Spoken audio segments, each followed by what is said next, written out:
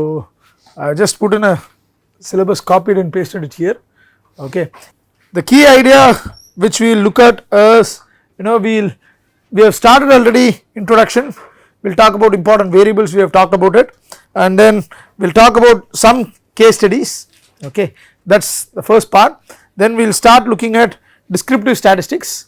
Okay. So, I will do descriptive statistics and then go to case study so that you can relate to. Okay. So, we will do descriptive statistics and then followed by measures of dispersion, measures of spread, all of those, and then some case studies, and then we will talk about probability, because I will introduce inference there and inference will require probability.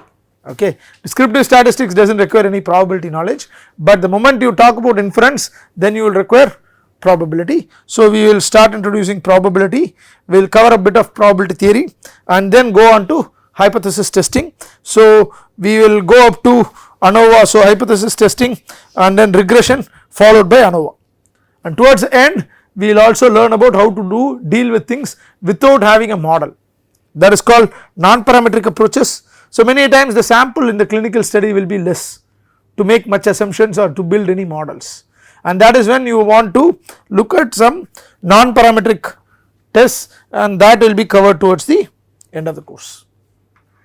Clear, right? This is what I intend to cover. If time permits, we will cover more. Okay. I will try to balance between the content, the what I call the statistics and probability aspect and the bio aspect. So, the last class we talked about various, I think this is where we stopped in the last class. Okay. So, what does a biostatistician can do? Okay. So, now what does it take to become a biostatistician? What are the techniques, the things you should be knowing? So, you start from, as I said, statistics starts from acquisition level. So, data collection, that is the key, right, and then once, so this is the design study itself. Then you have data presentation. Okay. How do you present the data so that it is meaningful? So, if I want a 1 minute or 2 minute summary of the data, what will you give me? Okay. Then we have this descriptive statistics. Okay. Numbers, the first one is all about graphs, presentation, etc. The second one is about numbers summarizing the data. These two are rudimentary in the sense that these are beginner level. Okay. The key component is this inferential statistics. Okay. So, this is where expertise typically comes in, right. So, you talk about what is your hypothesis, what do you infer from the data, okay. What do you infer from the sample that relates to the population. So, when I say inference, you remember very clearly that we inference only about population, we inference about truth, we estimate, provide an estimate of the truth using the sample. Okay. So, let us be very clear what is inferential. When I talk about inferential, it is always about estimating the truth, okay, because truth can never be known. Then we talk about univariate and multivariate analysis. Okay. So, that is what we do, and today if you look at people call different names to statistics and probability, people do some kind of what I call signal processing, people call about talk about signal processing, people talk about statistical signal processing, which is nothing but the fundamentals comes from statistics and probability. And then when you talk about big data, etc., or when you talk about artificial intelligence, machine learning, these are all the foundations. The foundation starts from statistics and probability, right. If I said, if I ask you a number, y x bar is given that formulae of 1 over n summation xi, you will not be able to answer unless you know the fundamentals, and that is the beginning, and that is where we talk about unbiasedness, we talk about convergence, we talk about robust estimators, we talk about best linear unbiased estimator, which forms the foundation for machine learning. Okay. So, this I would consider it as an M0 course for your any higher order data analytics courses. So, without this it is really unfair for you to attend any other course in data science, because this is the ground. Okay. Of course, we will give an experimental flavor, but remember today in this day and world nobody will give you data and tell work on it. If they do, they will not survive long, because today data is fuel. The way you collect data, and if you are collecting data yourself and analyzing, that is a lot more valuable compared to looking at others data. Imagine you work on a public data set, you see where the journal goes, publication goes, a tier 2 typically today, unless you put your efforts to collect your own data. Okay. So, this helps talk about data collection as well. Okay, data collections start. So, that is where design of experiments, the study. So, this forms the fundamental to start collecting data and then doing a basic analysis. From here on you jump to next level courses in data sciences. Okay. Let us move on. So, when we talk about statistics, we know what is statistics. When we talk about statistics, we talk about two kinds of statistics. One is descriptive, the other one is inferential. Descriptive is summarizing data, summarizing and presenting data, which is the easiest to do, okay, or which is the beginning level to do, right. So, there are many softwares. Some of you, have you heard of softwares that only do present data? Tableau. Yes, Tableau is a classic example of just presenting data, okay. So, you know what a Tableau expert will get in the market, that is only so much, because you are only visualizing the data, okay. Whereas the next step as a data scientist, if you are looking at, that is where inferential statistics comes in. So, when we talk about inferential statistics, we are talking about population, we are talking about a sample, inferring something about the population using the sample, okay. Example, I told you election polls. So, this is a classic example of a population versus a sample. So, the descriptive data we will talk about it sooner, okay. And now we will start talking about just the data itself, okay. We will understand the types of data, the classifications, how data can be, what is the kind of data you collect, because remember, to give you an idea, a continuous data versus a discrete data, there is a huge difference. The algorithms as well differ. Why? When you talk something continuous, so I will give you a slightly tricky one. So, suppose I have a problem to optimize, let us say Amazon, right. I mean, we will take some examples which everybody know. Let us say Amazon is there. What is the kind of thing they will optimize? They will optimize for optimal routes, optimal route that will reach the customer quicker, cost effective, right. Simple, let us keep it simple, there are so many other constraints, quicker and cost effective, right. Now, there are warehouse locations, remember it has to ship from warehouses, right. So, from warehouse locations you are shipping it. Now, if you do not consider the warehouse, what is the two variables? Time and cost. These two are continuous variables, these are not discrete, like 1 day is continuous, I can deliver any time, right, it is continuous. Cost is also continuous rupees, it is an easy problem. Now, I slightly change the problem, okay. This is one set where continuous variables, the other one I have to achieve this, okay, but I have one more variable, I can build warehouses to achieve this. Let us say I am ready to build some 3 warehouses, let us say I am ready to build maximum of 3 to 10 warehouses, let us say n warehouses, I am ready to build n warehouses to supply to the a bigger population, but with a cheaper cost and time.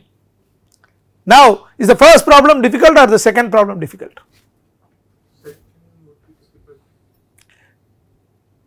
So, even if I give a simple example, I want to minimize, I will tell you why the second problem is difficult. If I have to minimize x square plus some function, you can find continuous values of x, or I give the same function and I say the x should be discrete. Which one is a difficult problem? Continuous is a difficult, that is the answer I thought I will get. but appears that it is not so. The discrete is the difficult. Why? So one case I let x take from minus infinity to infinity, the other case I say x has to be an integer.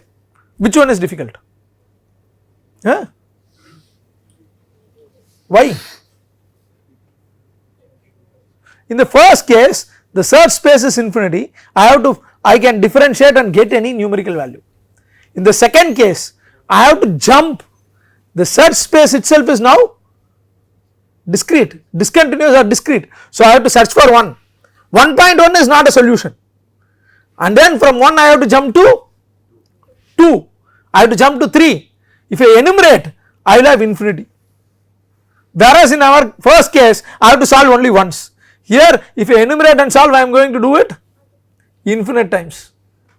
Okay, a very simple change of continuous versus discrete variable, right. In one case I expect the solution to be continuous, it will appear that it is difficult, actually the search space is one single big search space.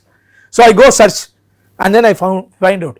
Now imagine you have a continuous big area where you have to search versus you have buckets of area, you will get tired, right. The solution may be in between, but you do not want that solution, you want a integer solution, right. So a simple change of continuous to discrete variables can be change the entire way in which you approach the problem.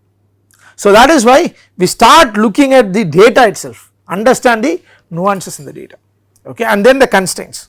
So when we start with, we have these jargons, the data, typically the jargons are a primary data, a secondary data, a variable, a constant. So what is primary data? The name should suggest something. What is primary data? Directly from the source. Directly from the source. No. Is there something better? Primary data. It is the data you collect for your experiment. Very simple. It is collected by you for your experiment. So the data is specific. Okay, the data is specific to your application. Okay. So it is the data collected by oneself or yourself for your experiments, period. There is nothing other than that is primary data, because you know the in and out of the data. Secondary data is already compiled by somebody else for some other purpose. Can you give an example of secondary data? Public data sets. All public data sets, like Sensex. Sensex is a big secondary data for many purposes, right, or data collected by ICMR, okay, for used for many use cases, or we also use data sometimes from NIH, and then all this health organizations around the globe, we use those data set. That is all secondary data. So any publications or any work on secondary data is usually considered to be what, good or bad?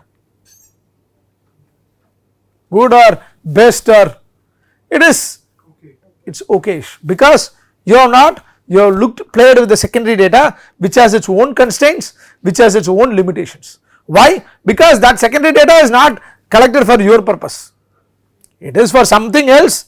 It also has some data which you can use it, okay. So that is what secondary data is. But then why secondary data? Primary data collection is expensive.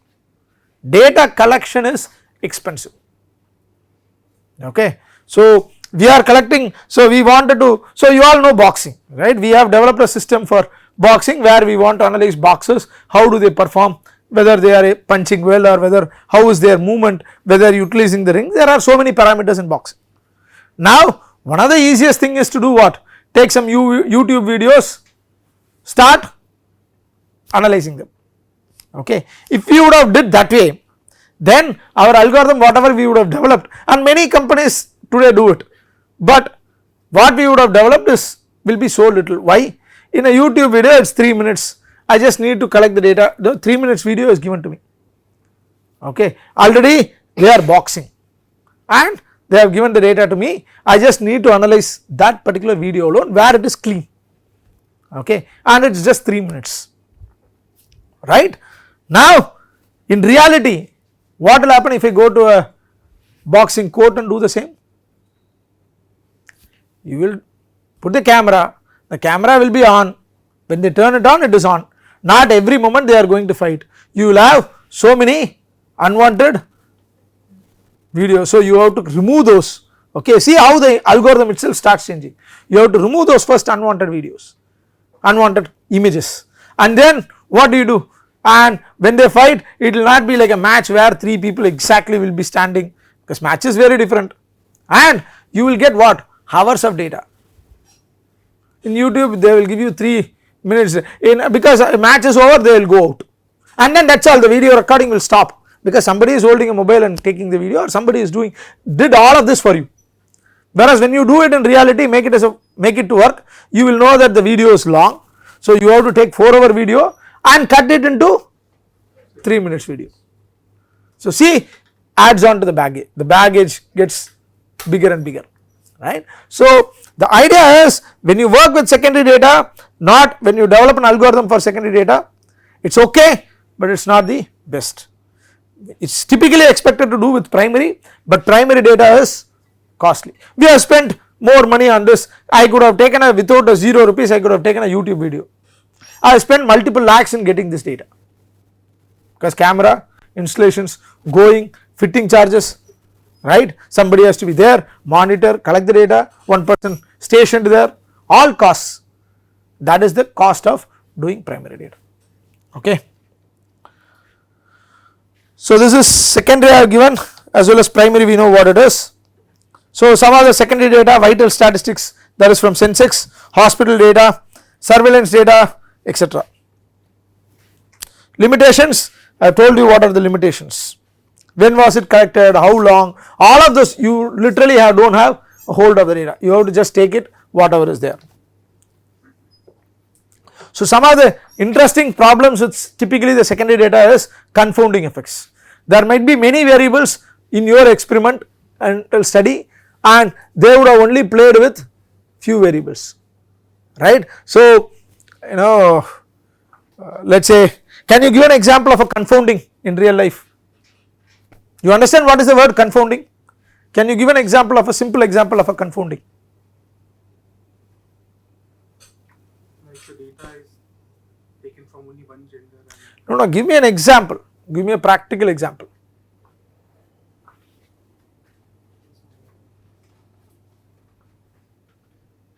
So let us take this COVID example, okay. Now first initially what did they claim? Pneumonia type. First when they claim, when you take 2 shots, what did they claim? They said you will not be able to, you will not get COVID, but that is not true, right, that is not true, that did not happen. I think I might have got at least 5 times by now, right. Once I was very serious, but then I am sure 2, 3, 4, 5th one I did not even test. I know it is there, but then let it be there. So I had multiple recurrences, like a friend, it was visiting me. So now what is the other claim then made? Take a booster dose. Take a booster dose. I also did, okay, and I hope many of you would have did, and many people got 2-3 boosters also for the safer side, but did it prevent? Okay. So then what is the claim made? Additional booster dose. No, then what did they say? You can actually, the efficacy of this medicine is not in preventing COVID, but the chances of getting hospitalized are lower. Now here is the confounding effect. This is a statement made, okay. Now if you notice clearly, this is a statement made during Delta variant, right. The initial variant I forget the name, because thankfully I got that,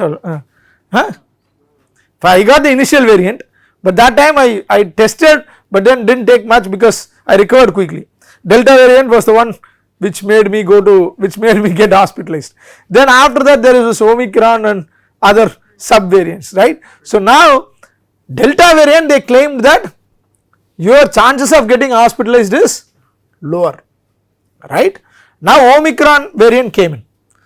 Now they said, look, your chances of getting is hospitalized, don't worry. But Omicron itself had a what is known to have lesser effect on the health, right. It may stay for a longer duration, but it really had lesser health, lesser impact to your lungs. Actually it was only doing your upper trachea, I mean the upper this thing, not the lungs. Now it turned out to be great for the company because efficacy has improved, but if you look at the confounding effect, did people did not go to get hospitalized, is it because of the vaccine, is it because of the booster shots or vaccine, or is it because of the Omicron variant? Nobody knows. That is the confounding effect, right. It played to the advantage of the vaccine companies so that they could survive, but it is a confounding effect. The real test would have been what? In Delta. If this claim was made in in the first variant, okay, and then the Delta variant would have challenged. And typically when you do a study on the Delta variant and then say, look, here is a X number of persons who took vaccine and they were able to, the mortality rate was lower, and the people who did not take vaccine, the mortality rate was higher.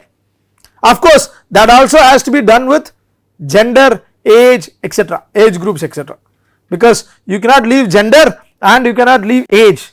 Age plays a major role. If you say 60 plus, above 60 plus, how many died? What is the mortality rate? Or above 60 plus with vaccine, what is the mortality? Then you can claim that vaccine had a impact. But that was not done because the claim during that period was it will prevent you from getting Delta, which clearly is not true, right. At least the efficiency was close to 50%, it is like a tossing of a coin, which is what anyway whether you will get it or not is equivalent to tossing of a coin, right. So the efficiency was pretty bad, and I do not see that that kind of study ever happened after that also, the efficiency of vaccine, but the companies made good money, right. So this is confounding. Confounding can be, look at imagine the financial impact on confounding, because Omicron was not there, Omicron was there, and because the efficiency cannot be proved now, that is a confounding, right. How do you test whether this vaccine was successful or not on a general population? In your clinical studies, yes, that is a very different story, that is a very small subset. On a population level, whether you estimated the truth right or wrong at a population level, how do you know that?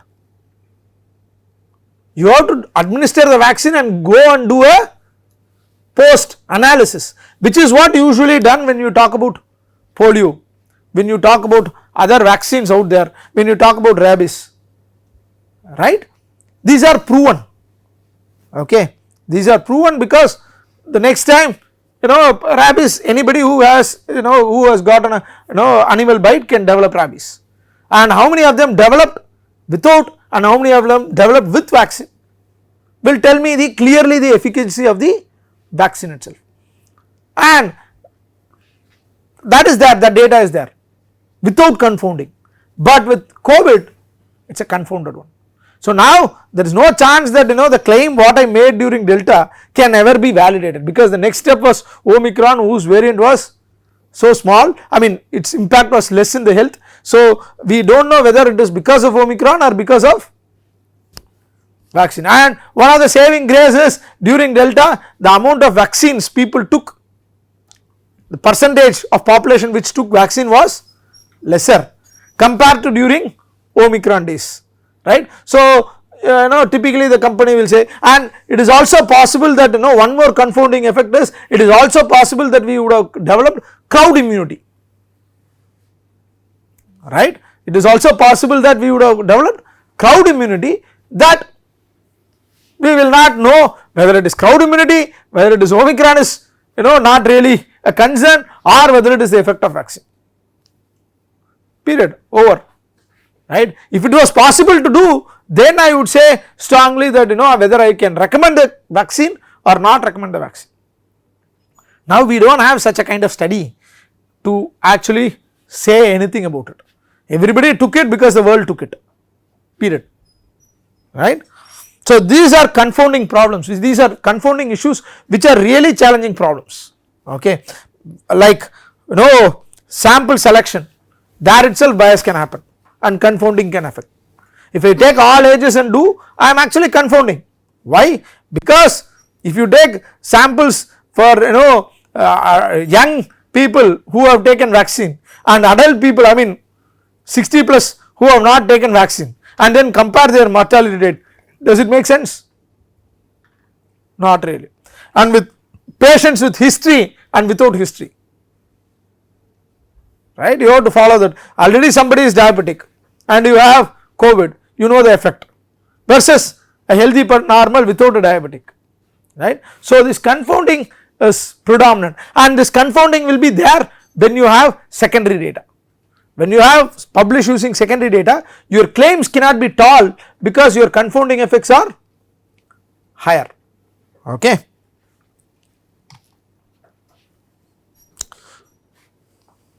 Secondary data advantages, you do not need to reinvent the wheel, okay.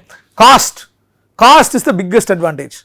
So if you want to do a proof of concept quick and dirty, that is when you start with secondary data, like your hypothesis, is it even valid, is it even working, that kind of study. The basic study is what you look at a secondary data, but not at the product level. A product level cannot survive at a secondary level or a clinical. That is when you make a drug molecule or when you make a medical device, etc., the easiest thing is to do a secondary data and say these are the components, somebody has did it, these seem to work, this sensors, this seems to be working, you can have an hypothesis and generate it.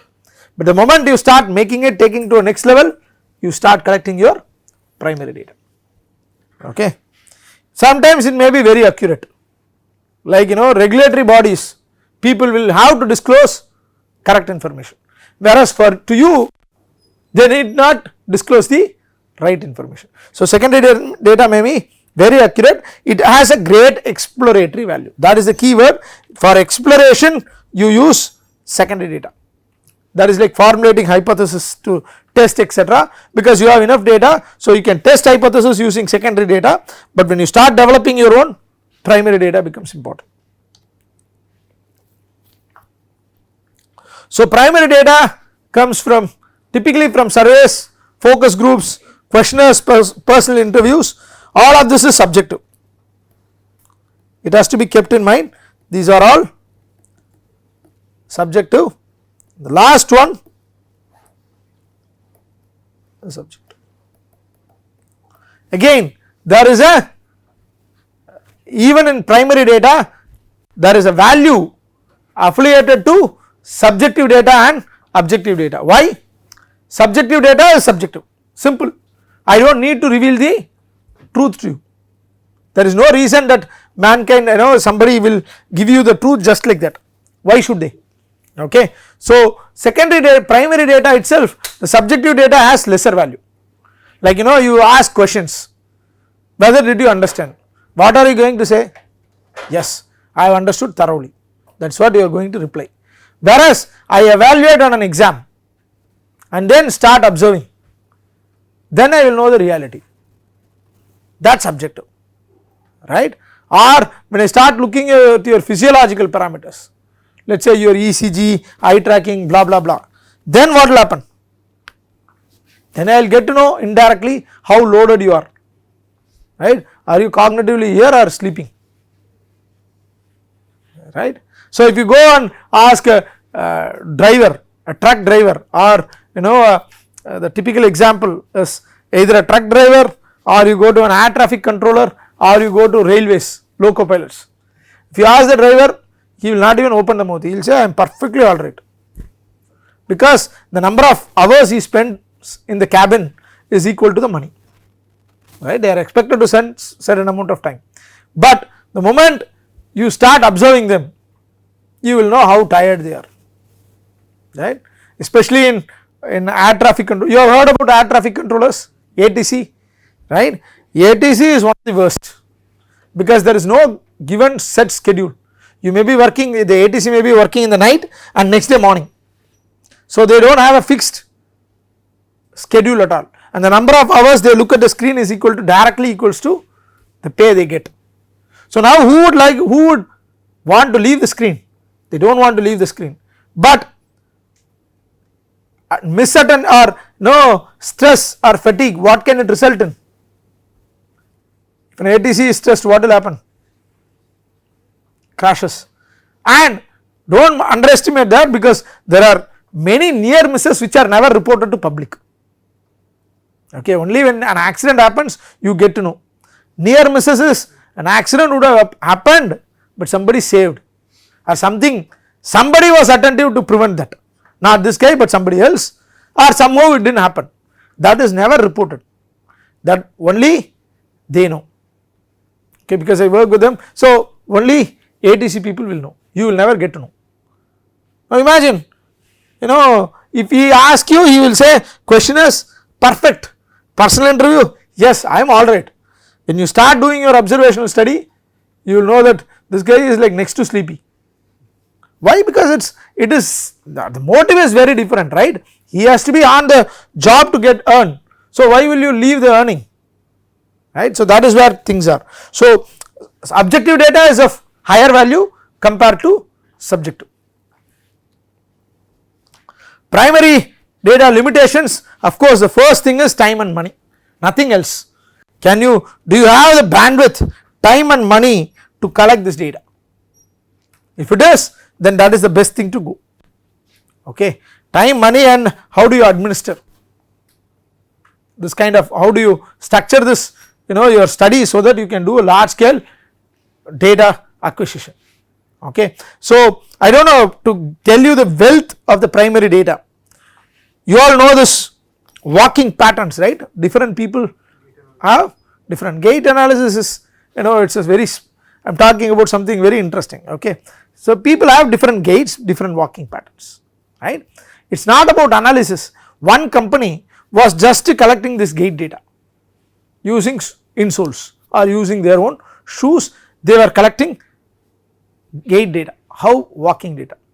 That company got acquired or sold for 10 million USD, 10 million or more than that, 100 million USD, just the data. You know which company, what company acquired? Something like Disney. Why? When you want to do 3D animations, when you want to create 3D characters, you want the walking patterns to match the real life situations, right? Nobody would imagine a shoe data collected from shoe insoles or shoes will be valued at 100 million, right? Just the data set. Why? Because that helps them, that data set is much useful for the animation companies to create different walking, different characters with different styles, etc. Reality, more reality, adding more reality to the animations, right. So you can see the primary data value, it is just walking data, our walking data sold for 100 million, that is the value of primary data. Okay. So today more or less everybody is conscious about data, and if you go to today medical institutes or any of the institutes, primary data is valued heavily, you cannot get it without a MOU and without institute or ethics clearance, that plays a major role, ethics clearance plays a major role especially in getting biomedical data today. And our own IIT has an institute ethics clearance which is as tough as any other institute or even slightly higher. Okay, you may want to battle for a year to get approval. Okay.